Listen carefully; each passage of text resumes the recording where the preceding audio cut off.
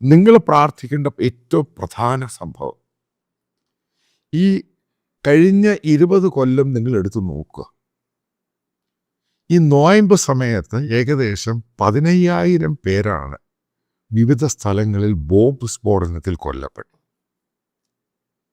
നിങ്ങൾക്കറിയാം പാകിസ്ഥാനിൽ, നിങ്ങൾക്കറിയാം അതേപോലെ തന്നെ ഇസ്ലാമിക രാജ്യമായ റിയാദിൽ,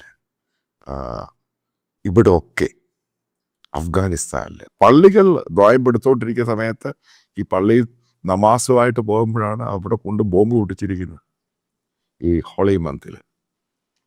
അപ്പം ഞാനും പ്രാർത്ഥിക്കാം, പക്ഷെ നിങ്ങൾ പ്രാർത്ഥിക്കേണ്ടത് അറ്റ്ലീസ്റ്റ് നോയമ്പ് മാസത്തിൽ ഈ ബോംബ് പൊട്ടിക്കരുത്.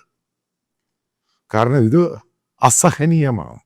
ഇത് ഞാൻ പറഞ്ഞ കണക്കല്ല, ഒരു NGO പറഞ്ഞ കണക്കാണ്. ഇത്രയും പേരാണ് കഴിഞ്ഞ 20 വർഷക്കാലം കൊണ്ട് നോയമ്പ്, അതായത് ഹോളി സീസണിൽ ബോംബ് പൊട്ടി വിവിധ പള്ളികളിൽ, ഇസ്ലാമിക മോസ്കുകളിൽ അവരുടെ ആൾക്കാർ കൂടുന്നിടത്ത്, ഇൻക്ലൂഡിങ് ഈ പറയുന്ന ഇസ്ലാമിക രാജ്യമായ ഇസ്ലാമിൻ്റെ കേന്ദ്ര ബിന്ദുവായ സൗദി അറേബ്യയിൽ, പാകിസ്ഥാനിൽ എത്ര ഭാഗത്താണ് കൊച്ചു കുട്ടികൾ ഉൾപ്പെടെയുള്ളവരെ, അഫ്ഗാനിസ്ഥാനിൽ, ഇറാനിൽ ഇത്രയും പേരെയാണ് കൊല്ലുന്നത്. അപ്പം നിങ്ങൾ നോയമ്പ് നോക്കുന്നത് എനിക്ക് വളരെ സന്തോഷം തന്നെയാണ്.